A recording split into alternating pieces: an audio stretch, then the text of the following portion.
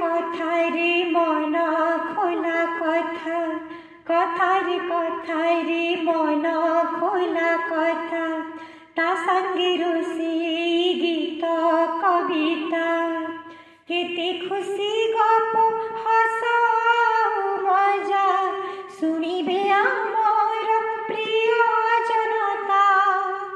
আসন্তু দেবে শুনিবাইবে, আসন্তু দেবে শুনিবাইবে, কথারে কেতে কথা, কথারে কেতে কথা, কথারে কেতে কথা, কথারে কেতে কথা।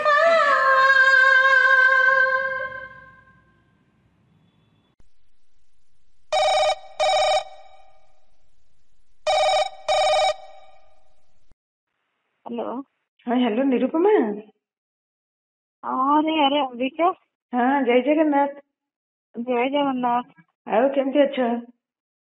ଏମିତି ଅଛି ଆଉ ଠିକ ଠାକ ଆଉ। ଠିକ ଠାକ ଅଛ, ସବୁବେଳେ ଠିକ ଠାକ ଥାଅ। ଆଚ୍ଛା ଆଚ୍ଛା, ଏମିତି ମୁଁ ଦେଖୁଥିଲି କଣ ହାଇଦ୍ରାବାଦ ଯାଇଛ ବୋଲି, କେମିତି କଣ ଏମିତି ପ୍ରୋଗ୍ରାମରେ ପଳେଇଲ? ନାଇଁ ରେ ପ୍ରୋଗ୍ରାମ ର ହଠାତ୍ ଚାଲି ଆସିଲି ଆଉ, ଏମିତି ପୁଅ ଅଛି ନା ହାଇଦ୍ରାବାଦରେ। ଆମ ସାହିତ୍ୟ ସଂସାର ଟା ଅସୁବିଧା ଲାଗିଲା ସେଦିନ ଆଶ୍ରୟଟା। ଓ ଆଶ୍ରୟ ଆମର ତ ଏଇ ଯୋଉ କୋଠଘର ଆଶ୍ରୟ କଥା ଲାଗିଲା ନା। କୋଠଘର ଆଶ୍ରୟ ଲାଗିଲା, କୋଠଘର ସାହିତ୍ୟ ଆଶ୍ରୟରେ ମ୍ୟାଡାମ ନଥିଲେ ଆଉ କଣ ଭଲ ଲାଗିବ? ଆରେ ନା ତମାନେ ସମସ୍ତେ ଅଛ, ଆଉ ମୁଁ ନଥିଲେ କଣ ଭଲ ଲାଗିବନି? ଆଉ ତମମାନଙ୍କୁ ସବୁ ସମସ୍ତେ ଯୋଡିଛି ତା ଦେହରେ, ନିଜେ ନିଜେ ସମସ୍ତେ ଆସି ଉପସ୍ଥିତ ରହିବ ଆଉ କବିତା ପାଠ କରିବ। ମୁଁ କହିଲି ଆରେ ତମ କଣ୍ଠସ୍ୱର ଟା ଶୁଭୁନି ଆଉ ଭଲ ଲାଗେ ମତେ, କାହିଁ ଭଲ ଆଶ୍ରୟ ଠିକ ଠାକ ଚାଲିଲା, କିନ୍ତୁ ଜଣଙ୍କର ଅଭାବଟା। ଯାହା ହଉ ସେଇଟା ଗୋଟେ ଅଭାବ ତମେ ଫିଲ୍ କଲେ ତ ତମକୁ ତମକୁ ଧନ୍ୟବାଦ, ସେତିକି ଭଲ ପାଇବା ଅଛି ବୋଲି ଅଭାବ ଫିଲ୍ କଲ, କିନ୍ତୁ କାର୍ଯ୍ୟକ୍ରମ ନିଶ୍ଚିତ ଭଲ ହେଇଛି। ଆଉ ସେ ମମତା ଆମର ହେଇଛି ଆଉ ପରିଚାଳନା ବି କରୁଛନ୍ତି, ଭଲ ଲାଗିଲା, କିନ୍ତୁ ଅଭାବ ଟା ଟିକେ ରହିଲା। ନିଶ୍ଚୟ ସମସ୍ତେ ଆମେ ଗୋଟେ ଏକାଠି କାମ କରୁଛେ, ଜଣଙ୍କର ଅନୁପସ୍ଥିତି ବି ନିଶ୍ଚୟ ଗୋଟେ ଅନୁଭବ ହୁଏ, ଏଇଟା ସତ କଥା ନା। ଅନ୍ତରଙ୍ଗତା ଟା ଥିଲେ ଅନୁପସ୍ଥିତ। ହଁ ନିଶ୍ଚୟ, ସେଇଟା ବି ଠିକ କଥା। ହଁ ଏକଦମ ଠିକ, ସେଇଟା ଯୋଉଟା ମୁଁ ଫିଲ୍ କଲି ଯୋଉଟା। ଆଉ ଆଜି କଣ କରୁଛ ତୁମେ? ରୋଷେଇ ବାସ ସରିଲାଣି ନା ନାଇଁ? ହଁ ରୋଷେଇ ସରିଗଲାଣି। ଆଉ ଆଜି ସୋମବାର। ସୋମବାର ଆଜି କଣ ସୋମବାର ବନେଇଛ? ନୂଆ ଆଇଟମ କିଛି ବନେଇଛ? ସୋମବାର ସାଧା ସାଧା, ଆମର ସବୁ ବିନା ପିଆଜ ରସୁଣ। ଆଚ୍ଛା ତୁମେ ଥରେ, ମୋର ମନେ ଅଛି, ମୁଁ ଥରେ ତମକୁ ଫୋନ କରିଥିଲି, ପଚାରିଥିଲି କଣ ରାନ୍ଧୁଛ, ମୋର ମନେ ଅଛି ତମେ କହୁଥିଲ କଣ ଆଜି କରିଛି ଗୋଟେ ବାଇଗଣ ଖଟା ଆଉ କଣ ସବୁ କହୁଥିଲ। ସେ ବାଇଗଣ ଖଟା କେମିତି କଣ ବନାଅ ତୁମେ କହିଲ? ମୁଁ ବି ଗୋଟେ ବାଇଗଣ ଖଟା କରେ ଯେ, ତୁମ ବାଇଗଣ ଖଟା ଟା କୁହ। ଛୋଟ ଛୋଟ ବାଇଗଣ ଆସେ ଆମର ଯେତେବେଳେ, ମୁଁ ତାକୁ ଖଟା କରେ। ଆମର ସେଇଟା ସମସ୍ତେ, ଆମ ଶାଶୁଘର ଲୋକ ସେଇଟା ବି ସମସ୍ତେ ବହୁତ ଭଲ ପାଆନ୍ତି। ମୋ ନଣନ୍ଦେଇ ମାନେ ବି ସେଇଟା ବହୁତ ଭଲ ପାଆନ୍ତି। ଆଉ ସେମାନେ ଆସିଲେ କହିବେ ଲିପି, ଆଉ ଶାଶୁଘରେ ଲିପି ଡାକନ୍ତି। ଆଚ୍ଛା ବଢିଆ କଥାଟେ ମୁଁ ଆଜି ଶୁଣିଲି, ତୁମର ନୂଆ ନାଁଟେ। ଭଗବାନ ତମେ ଏତେ ନଣନ୍ଦ ମାନେ ବଡ ତ, ସେମାନେ ନଣନ୍ଦେଇ ମାନେ ବି ନାଁ ଧରି ଡାକନ୍ତି। ଆଉ ମେଥି ବାଇଗଣ, ସେ ଗୋଟିକିଆ ବାଇଗଣକୁ ମୁଁ କଣ କରେ ନା, ଲାସ୍ତି ଅଳ୍ପ ଟିକେ କାଟିକିରି ଗୋଟିକିଆ ତାକୁ 4 ଖଣ୍ଡ, ମାନେ ବାଇଗଣ ଟା ଗୋଟା ଥିବ, ତାକୁ 4 ଖଣ୍ଡ କରି କାଟିଦିଏ, ତାକୁ ଧୋଇକିରି ପୋଛିଦିଏ। ଆଉ ମସଲା ଟା ଦେହରେ ଟିକେ ସୋରିଷ, ଜିରା, ଧନିଆ, ପୋସ୍ତ, ଏମିତି ଆମେ ବିନା ପିଆଜ ରସୁଣ ଦିନ ରସୁଣ ବଟା ହୁଏନି ତ, ସେ ରସୁଣ ନ ବାଟିକିରି ସେ ମସଲା ଟା କରିକି ରଖିଥିବେ। ମସଲା ଟାକୁ ତା ପେଟରେ ଦେଇଦିଏ, ବାଇଗଣର ପେଟରେ ଦେଇକିରି ତାକୁ ଘୋଡେଇକିରି ରଖିଦିଏ, ହଳଦୀ ଲୁଣ ସହିତ ତାକୁ ଘୋଡେଇକିରି ଘଣ୍ଟେ ରଖିଦିଏ। ତାପରେ ରଖିଦବା ପରେ ସେ ବାଇଗଣକୁ ତେଲରେ ଛାଣିଦିଏ। ଘଣ୍ଟେ ଖଣ୍ଡେ ରହିଗଲା ପରେ ମୁଁ ତାକୁ ତେଲରେ ଛାଣିଦିଏ। ତେଲରେ ଛାଣି ଦେଇକିରି ତାପରେ ଯୋଉ ଭୃଷଙ୍ଗ ପତ୍ର, ପଞ୍ଚ ଫୁଟଣ ଦେଇ ଭୃଷଙ୍ଗ ପତ୍ର ଦେଇ ପାଣି ଦେଇଦିଏ। ତାପରେ ତେନ୍ତୁଳି ଟିକେ ମଣ୍ଡ କରିକିରି, ଖଟା ହବ ନା, ତେନ୍ତୁଳି ଟିକେ ଦେଇକି ସେ ପାଣି ଦିହରେ ସେ ଫୁଟିବ ଟକ୍ ଟକ୍ କିରି। ବାଇଗଣ ଟା ପକେଇଦେବି ତା ଦେହରେ, ଯୋଉ ଛଣା ହେଇ ରହିଥିବ ବାଇଗଣ। ହଁ ଛଣା ହେଇ ରହିଥିବ ବାଇଗଣ। ଅଳ୍ପ ଟିକେ ମିଠା ଟିକେ ଦିଆହବ ତା ଦେହରେ, ଚିନି ହଉ ବା ଗୁଡ ଦେଲେ ଭଲ ଲାଗିବ ବେଶୀ। ଗୁଡର ତେନ୍ତୁଳି ସହିତ ଟିକେ ଗୁଡ ଦେଇଦେଲେ ଆହୁରି ଭଲ ଲାଗିବ ନାଇଁ? ଗୁଡ ଟିକେ ଦିଆହବ, ଗୁଡ ଟିକେ ସେ ଟିକେ ପାଣି ମରି ଆସିଲା ବେଳକୁ ତା ଦେହରେ ମେଥି ଭଜା ହେଇକିରି ଗୁଣ୍ଡ ହେଇଥିବ, ମାନେ ଗୋଟା ମେଥି ଭାଜିକିରି ଗୁଣ୍ଡ କରି ରଖିଥିବ, ତାକୁ ଗୁଣ୍ଡ କରାହେଇଥିବ। ସେ ମେଥି ତାପରେ ବୁଣି ଦେଇକି ବନ୍ଦ କରିଦିଏ। ତାପରେ ସେ ଯୋଉ ମସଲା ଟା ତା ଦେହରେ ଦିଆ ହେଇଥାଏ, ବାଇଗଣ ପେଟରୁ ସେଟା ବାହାରିକିରି ସେ ଝୋଳ ଟାକୁ ପୁରା ବହଳିଆ କରିଦେଇଥାଏ। ଆଉ ସେ ବାଇଗଣ ଗୁଡା ସେମିତି ଗୋଟା ଗୋଟା ହେଇକିରି ଥାଏ, ଆଉ ସେଟା ଭଲ ଟେଷ୍ଟି ଲାଗେ, ଖଟା ମିଠା ହେଇକିରି। ଆଉ ନିଶ୍ଚୟ ବହୁତ ବଢିଆ ଲାଗୁଥିବ। ତମେ ସାଧା ଆଇଟମ ରେ ଆମର ଯୋଉ ସୋମବାର ହେଲା କି ଯୋଉ ଗୁରୁବାର ହେଲା, ଯୋଉ ସାଧା ଖାଉ ସେଇଟା ରହିଲେ ସାଙ୍ଗରେ ଡାଲମା ଭଜା ଭଜା ସହିତ ଏମିତି ଖଟା ଗୋଟେ ବାଇଗଣ ଖଟା ଆମେ କହୁ ବାଇଗଣ ମେଥି ବାଇଗଣ। ମେଥି ବାଇଗଣ ବଢିଆ, ବହୁତ ସୁନ୍ଦର। ଆଚ୍ଛା ଶୁଣ, ଟେଷ୍ଟି ଲାଗେ ଆଉ। ଆରେ ବଢିଆ ରୋଷେଇଟା। ଆକ୍ଚୁଆଲି ମୁଁ ବି ବାଇଗଣ ଖଟା କରେ। ତୁମେ ଯେମିତି କଲ ଗୋଟା ବାଇଗଣ ତା ଭିତରେ ପୁରେଇ, ମୁଁ ଟିକେ ଅଲଗା କାଟିକିରି କରେ, ବହୁତ ବଢିଆ ବି ଟେଷ୍ଟି ହୁଏ, ଯିଏ ଖାଇଛନ୍ତି ଭଲ ଲାଗେ। କିନ୍ତୁ କଥା ହେଲା କଣ, ତୁମର ଏଇ ଯୋଉ ବାଇଗଣ ଗୋଟା ବାଇଗଣର ମେଥି ବାଇଗଣ, ମତେ ସେଟା ରୋଷେଇ କରିକିରି ତମେ ଗୋଟେ ଫଟୋ ଭିଜେଇବ ମତେ ହେଲା। ମୁଁ ତାକୁ ଆମର କୋଠଘର ୟୁଟ୍ୟୁବ ଚ୍ୟାନେଲରେ ପକେଇବି, ସମସ୍ତେ ଶିଖିବେ। ତମ ରୋଷେଇ ବି ସମସ୍ତେ ଶିଖିବେ। ସବୁ ରୋଷେଇ ଗୁଡାକ ପୁରୁଣା ରୋଷେଇ, ପୁରୁଣା ଆଇଟମ, ଆମ ଜେଜେମା ଅମଳର ସତ କଥା। କିନ୍ତୁ ଏବେ ସବୁ ଭୁଲି ଯାଉଛନ୍ତି ନା, ଏମିତି ରୋଷେଇ ଲୋକ ଆଉ କରୁନାହାନ୍ତି ବେଶୀ, ସବୁ ଆଜିକାଲିର ଆଧୁନିକ ଷ୍ଟାଇଲରେ କରୁଛନ୍ତି। ତେଣୁ ଆମର ପୁରୁଣା ରୋଷେଇକି ଟିକେ ମନେ ପକେଇବା ଦରକାର, ଆଉ ସମସ୍ତେ ଶିଖିବା ଦରକାର ନା ନାଇଁ, କହୁଛ କଣ? ନାଇଁ ନିହାତି ନା, ଆଉ ନିହାତି ସେ ଅମଳ ଜିନିଷ ଟାକୁ ଆମେ ଓଲ୍ଡ ଇଜ ଗୋଲ୍ଡ ସବୁବେଳେ। ନିଶ୍ଚୟ।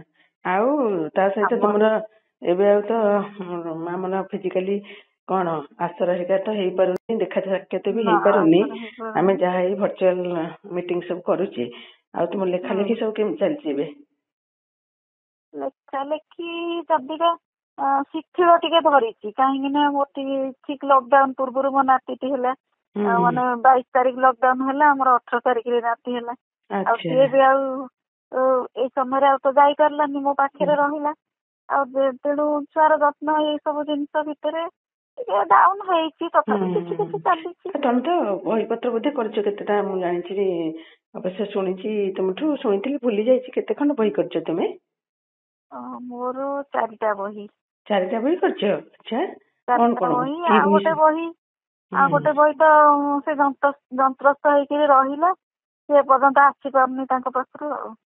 ଆଚ୍ଛା। ତ ତୁମେ ତ ବଢିଆ, ଆରେ ନିରୁ, ତୁମେ ତ ବଢିଆ ଭଜନ ଜଣାଣ ଗୀତ ସବୁ ଗାଅ ନା, ଯୋଉ ଆମର ଏଥିରେ ହୁଏ କଣ ଆସର ସବୁ ହଉଥାଏ।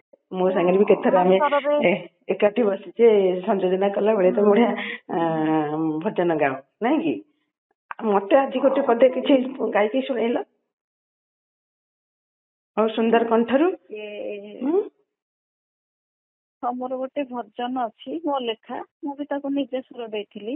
ଗୋଟେ ପଦ ଗାଉଛି। ହଁ, ଗୋଟେ ପଦ ଗାଅ। ତୁଳସୀ ତୋଳିଛି, ଚନ୍ଦନ ଘୋରିଛି, ତୋଲାକି କାଳିଆ ଧରି, ବଣ ଫୁଲ ଗୁନ୍ଥି ହାର କରିଅଛି, ପିନ୍ଧାଇବି ତୋର ଗଳାରେ। ତୁଳସୀ ତୋଳିଛି, ଚନ୍ଦନ ଘୋରିଛି, ତୋଲାକି କାଳିଆ ଧରି, ବଣ ଫୁଲ ଗୁନ୍ଥି ହାର କରିଅଛି, ପିନ୍ଧାଇବି ତୋର ଗଳାରେ। ବଣ ଫୁଲ ଗୁନ୍ଥି ହାର କରିଅଛି, ପିନ୍ଧାଇବି ତୋର ଗଳାରେ। ଅତି ଚମତ୍କାର, ସୁନ୍ଦର କଥାଟି ଲେଖିଛ, ଯେ ବଣ ଫୁଲ ତୋଳି ହାର ଗୁନ୍ଥି ଅଛି, ଦେବୀ ତୁମ ଗଳାରେ, ନା କଣ ଏଇ ଟାଇପ ର ଯାହା ବି ହଉ। ହଁ, ଅତି ସୁନ୍ଦର। ମାନେ ଭଗବାନଙ୍କୁ ଭକ୍ତି ଭାବରେ ଯାହାବି ଅର୍ପଣ କରିବା, ଭଗବାନ ତାକୁ ସାଦରେ ଗ୍ରହଣ କରିବେ, ଏଇଟା ସତ କଥା। ଠାକୁରଙ୍କୁ ପୂଜା କଲା ବେଳେ ଠାକୁରଙ୍କୁ ଟିକେ ସଜେଇଲା ବେଳେ ଗୋଟେ ଆସିଯାଇଛି ମନେ ଲେଖା ହେଇଯାଇଛି। ଭାରି ସୁନ୍ଦର ହେଇଛି କିନ୍ତୁ ଭାରି ହୃଦୟ ଛୁଆଁ। ଆଉ ଭଗବାନଙ୍କ ପାଖରୁ ତୁମର ଏଇ ଭକ୍ତି ଗୀତ ଭଗବାନ ନିଶ୍ଚୟ ଶୁଣିପାରୁଥିବେ ବୋଲି ମୁଁ ବିଶ୍ୱାସ କରୁଛି। ଭାରି ବଢିଆ ହେଇଛି ସତରେ, ମୋ ମନ ପୁରା ଛୁଇଁଗଲା। ବହୁତ ସୁନ୍ଦର ଭାବପୂର୍ଣ୍ଣ ମାନେ କଣ ଭଜନଟି ତୁମର। ଆଉ ଆଉ କଣ ଆଉ ଶୁଣ, ତୁମେ ତୁମର ରୁଚି ଆଉ କଣ ସବୁ ଅଛି? ଗୀତ ତ ବୋଲୁଛ, ଆଉ ରୋଷେଇ ତ ବଢିଆ ଗୋଟେ ରୋଷେଇ କହିଲ। ତାପରେ ମୁଁ ବି ଛୋଟବେଳୁ ପିଲାମାନଙ୍କର ସିଲେଇ ପତ୍ର ଡ୍ରେସ ଗୁଡା ମୁଁ ସବୁ ନିଜେ କରେ। ମୋର ବ୍ଲାଉଜ ଫ୍ଲାଉଜ ନିଜେ କରେ। ଆଉ ମାନେ ମୁଁ ଯେତେବେଳେ କଲେଜରେ ମେଟ୍ରିକ ପରୀକ୍ଷା ଦେଲି ମୁଁ କିଛି ଶିଖିନଥିଲି। ସେତେବେଳେ ମୁଁ ଆସିକିରି ମତେ ମୁଁ କହିଲି ପାଠ ପଢା ଏବେ କଣ କରିବି, ସେତେବେଳେ ତ ଆମର ଆଉ କୋଚିଂ ଏବେ ଯେମିତି ହଉଛି ସେଗୁଡା ସେମିତି ନଥିଲା। ଆମ ସମୟରେ ମାଟ୍ରିକ ପରୀକ୍ଷା ଦେଇଦେଲେ ସିଲେଇ ଶିଖିବ, ସେଇ ସମୟରେ ରହୁଥିଲି। କିନ୍ତୁ ଆମ ଘର ପାଖରୁ ସେମିତି କିଛି ସୁବିଧା ନଥିଲା ଯାଇକିରି ଶିଖିବାର। ତା ପରଦିନ କଣ କଲି ନା, ମୋର ଯୋଉ ସାଲୱାର ପ୍ୟାଣ୍ଟ ଥିଲା ସେ ଛୋଟ ହେଇଯାଇଥିଲା, ମୁଁ ତାକୁ ସେଠୁ ଖୋଲିଲି, ନିଜେ ଖୋଲିଲି। ଖୋଲିକିରି ସେତେବେଳେ ଆମ ସମୟରେ ସ୍କର୍ଟ ବ୍ଲାଉଜ ପିନ୍ଧିଥିଲେ, ଗୋଟେ ସ୍କର୍ଟ ବି ଖୋଲିଲି। ମୁଁ କହିଲି ଦେଖିଲି ସ୍କର୍ଟ ଟା କେମିତି ତିଆରି ହେଇଛି। ସ୍କର୍ଟ ଟା ଖୋଲିଲା ପରେ ଦେଖିଲି ଏମିତି ଗୋଟେ ଲମ୍ବା କଟା ହେଇଛି, ତାକୁ କୁଞ୍ଚ ଦିଆ ହେଇଛି। ତାପରେ ନିଜେ କାଟିକିରି ସେଇ ମାପରେ କାଟିକିରି ସ୍କର୍ଟ ସେଠି ତିଆରି କଲି। ତାପରେ ସେଦିନଠୁ ମୋର ନିଜେ ନିଜେ ଯାହା ପାଏ, ଆମ ସେଇ ସମୟରେ ଡୋର ପ୍ୟାଣ୍ଟ ପିନ୍ଧୁଥିଲେ ତାକୁ ତିଆରି କଲି। ସେ ସବୁ ତାକୁ ସବୁ ଖୋଲିକି ଦେଖିବି, ସେଇ ଉପରେ ପକେଇ କାଟିକି ପୁଣି ସିଲେଇ କରିବି। ତାପରେ ଏମିତି ମୋର ଚାଲିଲା। ଆଉ ସେବେଠୁ ମୋର ସେଇ ଜିନିଷ ମୁଁ ଏବେ ବି ପର୍ଯ୍ୟନ୍ତ କୋଉଠିକି ଶିଖିବାକୁ ଯାଇନି, କିନ୍ତୁ ସାୟା ବ୍ଲାଉଜ ପିଲାମାନଙ୍କର ଡ୍ରେସ ସବୁ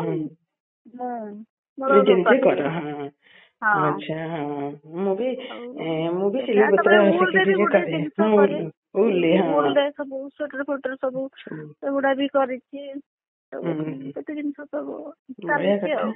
ହଁ, ମୁଁ ଗୋଟେ ନାରୀ, ଯୋଉ ନାରୀ ମାନଙ୍କ ପାଖରେ ଏମିତି ସର୍ବ ଗୁଣ ସମ୍ପନ୍ନ ଯୋଉ କହନ୍ତି, ସବୁ ପ୍ରକାର ଗୁଣ ରହିବା ନିହାତି ଦରକାର, ନାଇଁ କି? ନାରୀ ପାଖରେ ସବୁ ପ୍ରକାର ଗୁଣ ରହିବା ଦରକାର, ଯାହାକି ତୁମ ପାଖରେ ବି ଅଛି। ଗଛ ଫଛ ଲଗେଇବାରେ ବି ମୋର ବହୁତ ସଉକ। ସେଇଟା ତ ଆହୁରି ବଢିଆ। ଶାଶୁଘର ଗାଁରେ ଥିଲି, ବହୁତ ଫସଲ। ଏବେ ତ ଏଠି କିଛି ବାଡି ଫାଡି ନାହିଁ ଆମର, ଆଉ କିଛି ଏମିତି ହେଇପାରୁନି। ଯଦି ବି କୁଣ୍ଡରେ ଗୋଟେ ଗଛ ପଚି ଯାଉଛି, ମୁଁ 8 ଦିନ ପଳେଇଲା ବେଳକୁ ଆସିଲା ବେଳକୁ ସେ ମରିଯାଇଥିବ, ଗାଁକୁ ପଳାଏ। ଆଉ ସେଇ ସମୟରେ ମୁଁ ଯୋଉ ନଡିଆ ଗଛ ଗୁଡା ନିଜେ ହାତରେ ଲଗେଇଥିଲି, ମୋ ହାତରେ, ସେ ଗଛ ଗୁଡା ସବୁ ଫଳିଲାଣି। 30-40ଟା ଖଣ୍ଡେ ଗଛ ଶାଶୁଘରେ ସବୁ ଫଳିଲାଣି, ମୁଁ ନିଜେ ଲଗେଇଛି। ତମେ ନଡିଆ ଗଛ ଲଗେଇଥିଲ? ଆରେ ନଡିଆ ଗଛ ପରା ଲଗେଇବା ପାଇଁ ମୁଁ ଜାଣିଛି, ଆମର ସବୁ ଛୋଟ ଦିନେ ସବୁ କଣ ଆମର ତ ବ୍ରାହ୍ମଣ ଘର, ଆମର ନଡିଆ ସେଥିପାଇଁ ଆମର ସବୁ ବ୍ରାହ୍ମଣ ଲଗାନ୍ତିନି ବୋଲି, କିନ୍ତୁ ମୁଁ ନିଜେ ଲଗେଇଛି। ଆଉ ସେ ମୋ ଲଗେଇଥିବା ଗଛକୁ ମୁଁ ଯତ୍ନ ନେଇକିରି ତାକୁ ପାଳନ କରିଦେଇଥିଲି। ତାପରେ ଏଠିକି ପଳେଇ ଆସିଲି, 11 ମସିହାରୁ ଭୁବନେଶ୍ୱର ପଳେଇ ଆସିଲି। ବଡ ବଡ ହେଇଯାଇଥିଲା ସେତେବେଳକୁ, ସେଗୁଡା ସବୁ ଫଳିଲାଣି, ସବୁ ଗଛ ଫଳିଲାଣି, ସବୁ ଗଛ ଫଳିଲାଣି। ଗ୍ରେଟ୍, ଅତି ସୁନ୍ଦର କଥାଟି କହିଲ। ନଡିଆ ଗଛ ପୁଣି ଗୋଟେ ତୁମେ ମାନେ ଲେଡି ହିସାବରେ ଲଗେଇଛ, ପୁଣି ଫଳିଲାଣି, ମତେ ଭାରି ଖୁସିର କଥାଟି। ମୁଁ ଏଇଟା ଫାର୍ଷ୍ଟ ଟାଇମ ଶୁଣିଲି ଯେ ଏମିତି ନଡିଆ ଗଛ ଲଗେଇବା, ମୁଁ ଜାଣିନଥିଲି। ଯାହା ହଉ ତୁମଠୁ ଜାଣିଲି। ମୋର ଗଛ ହଉଛି ମୋର ଜୀବନ, ଗଛ ହାତ ମାରିଦେଲେ ମୋ ଜୀବନ ଛାଡିଯିବ। ହଉ, ବହୁତ ବଢିଆ। ହଉ ନିରୁ, ଆଉ ଶୁଣ, ତୁମକୁ ମୋର ଗୋଟେ ରିକ୍ୱେଷ୍ଟ ରହିଲା, ଠିକ ଅଛି? ତୁମେ ମତେ ଗୋଟେ ତୁମ ବହିର ଯୋଉ ଏତେ ବହି କରିଛ, 4 ଖଣ୍ଡ ବହି କରିଛ ନା, ସେ ବହି ଭିତରୁ ଗୋଟେ ସୁନ୍ଦର କବିତା, ମାନେ ତୁମ ଚଏସ ର ଗୋଟେ ଭିଡିଓ ବନେଇକିରି ମତେ ପଠେଇବ, କଣ କହୁଛ? ପଠେଇଲେ ମୁଁ ଆମର ଯୋଉ କୋଠଘର ଚ୍ୟାନେଲ, ୟୁଟ୍ୟୁବ ଚ୍ୟାନେଲ ପକେଇବା, ସମସ୍ତେ ଶୁଣିବେ, ନା କଣ କହୁଛ? Okay, thank you. ଯାହା ହଉ ମୋ ସାଙ୍ଗରେ ଏ ସମୟରେ କଥା ହେଲ, ମତେ ବି ବହୁତ ଖୁସି ଲାଗିଲା। କେବେଠୁ ତୁମ ସାଙ୍ଗେ କଥା ହେଇନଥିଲି, ବହୁତ ବ୍ୟସ୍ତ ଭିତରେ ରହିଥିଲି। ମୁଁ ବି ଭାବୁଥିଲି, ମୋର ଟିକେ ମଝିରେ ଶରୀରର ଅସୁସ୍ଥତା ହେଇଯାଇଛି, ସ୍ଲିପ୍ ଡିସ୍କ ବାହାରି ଯାଇଛି। ଓହୋ, ଆଚ୍ଛା, ଓହୋ। ଆଉ ଶୀଘ୍ର ଭଲ ହେଇଯା, ଜଗନ୍ନାଥ ମହାପ୍ରଭୁଙ୍କ ପାଖରେ ଏତିକି ପ୍ରାର୍ଥନା କରୁଛି। ଅନେକ ଅନେକ ଶୁଭେଚ୍ଛା, ଶୁଭକାମନା ତୁମକୁ। ହଁ, ସେ ଆରେ ବାପରେ, ଆଉ ତେଣୁ ଜଲ୍ଦି ଭଲ ହେଇଯା, ଠାକୁରଙ୍କୁ ଡାକୁଛି। ଅନେକ ଅନେକ ଶୁଭେଚ୍ଛା, ଶୁଭକାମନା, ଖୁବ ଭଲ ପାଇବା, ସ୍ନେହ, ଶ୍ରଦ୍ଧା ସବୁ ତୁମକୁ ଉଜାଡିଥିଲି, ଠିକ ଅଛି? ତମକୁ ବି ମୋର ସେମିତି ଶୁଭକାମନା, ଶୁଭେଚ୍ଛା। ସାହିତ୍ୟ ପ୍ରତି ଯୋଉ ତୁମର ମାନେ ଅନୁରାଗ, ଭଲ ପାଇବା, ଆମ ମାନଙ୍କୁ ସବୁ ଏକଜୁଟ କରି ଗୋଟେ କୋଠଘର ସାହିତ୍ୟ ପରିବାର କରି ସାହିତ୍ୟ ଆସର କରି ସବୁ ଯୋଉ କାମରେ ମନ ଦେଇଛନ୍ତି ସେଇଟା ଏମିତି ବଳବତ୍ତର ରହିଥାଉ। ଆମେ ସବୁ ଆପଣ ମାନଙ୍କ ପଛରେ ଅଛୁ। ସମସ୍ତେ ଜଣେ ଜଣେ ଚେଷ୍ଟା ଉଦ୍ୟମ କରି ତାଙ୍କର ଅନ୍ୟମାନଙ୍କର ସହଯୋଗରେ ହିଁ ସବୁ କାମ ସଫଳ ହୁଏ। ତୁମମାନଙ୍କର ସହଯୋଗ ଏମିତି ରହିଲେ ନିଶ୍ଚୟ ଆମେ ସଫଳ ହବା, ଆଗକୁ କିଛି କରିବା। ଓକେ, ହଉ ରହିଲି। Thank you so much. Bye. ବହୁତ ବହୁତ ବହୁତ ଧନ୍ୟବାଦ। ଜୟ ଜଗନ୍ନାଥ। ଜୟ ଜଗନ୍ନାଥ।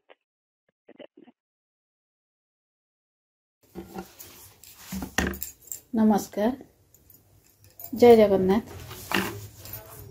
କୋଠଘର ସାହିତ୍ୟ ସଂସ୍କୃତି ପରିବାରକୁ ମୋର ଅଜସ୍ର ଅଭିନନ୍ଦନ, ଶୁଭକାମନା, ଶୁଭେଚ୍ଛା ଅମ୍ବିକା ଭଉଣୀଙ୍କୁ, ଯାହାର ଅନୁରୋଧ କ୍ରମେ ମୋର କବିତାଟିଏ ପାଠ କରିବାକୁ ଯାଉଛି। ମୋର ପ୍ରଥମ ବହି କଦମ୍ବରୁ କଳ୍ପବଟରୁ। କବିତାର ଶୀର୍ଷକ ପୁନର୍ଜନ୍ମ। କବିତା ଲେଖୁଥିବା ଝିଅଟା ହଠାତ୍ ଦିନେ ନୀରବି ଗଲା। କବିତା ଲେଖୁଥିବା ଝିଅଟା ହଠାତ୍ ଦିନେ ନୀରବି ଗଲା। ସେ କାଳେ ବାହାସାହା ହୋଇ ସଂସାରୀ ହୋଇଗଲା। ତା ଗୋଡ଼ର ରୁମଝୁମ୍ ପାଉଚି ତା ପାଇଁ ବେଡ଼ି ସାଜିଲା। ହାତର ରୁଣୁଝୁଣୁ ଚୁଡ଼ି ତା ପାଇଁ ଶୃଙ୍ଖଳ ସାଜିଲା। ମୋଟାମୋଟି ଭାବରେ ସେ ବନ୍ଦିନୀ ହୋଇଗଲା। ତା କବିତା ତା ପାଇଁ ମରିଗଲା। ତା କବିତା ତା ପାଇଁ ମରିଗଲା। ଶବ୍ଦମାନେ ହଜିଗଲେ ମନ ତଳୁ ତାର ହାବୁକା ମରି। ଉତୁରି ଆସୁଥିବା କବିତା ଚାପି ହୋଇ ରହିଗଲା ସବୁଦିନ ପାଇଁ ମନର ନିବୁଜ ବଖରାରେ। ଥରେ କିନ୍ତୁ ସେ ନିଜକୁ ଚମକାଇ ଦେଇ କବିତାଟେ ଲେଖିଦେଲା। ଥରେ କିନ୍ତୁ ନିଜକୁ ଚମକାଇ ଦେଇ ସେ କବିତାଟେ ଲେଖିଦେଲା। ନିଜକୁ ନିଜେ ବିଶ୍ୱାସ କରିପାରୁନଥିଲା ସେ।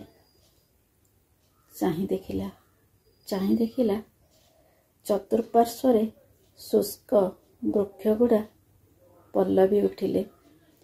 ଭରପୁର ପତ୍ରରେ ମଣ୍ଡି ହୋଇଗଲେ। ମଧୁଋତୁର ପାଦଶବ୍ଦ ଶୁଣି ଲେଉଟିବା ପରି କୋଇଲି ହଜିଯାଇଥିବା ଶବ୍ଦମାନଙ୍କର ବି ଲେଉଟାଣି ହେଲା। ମଧୁଋତୁର ପାଦଶବ୍ଦ ଶୁଣି ଲେଉଟି ଆସିବା ପରି କୋଇଲି ହଜିଯାଇଥିବା ଶବ୍ଦମାନଙ୍କର ବି ଲେଉଟାଣି ହେଲା। ତାର କାଳେ ପୁନର୍ଜନ୍ମ ହେଲା। ନମସ୍କାର, ଧନ୍ୟବାଦ, ଜୟ ଜଗନ୍ନାଥ।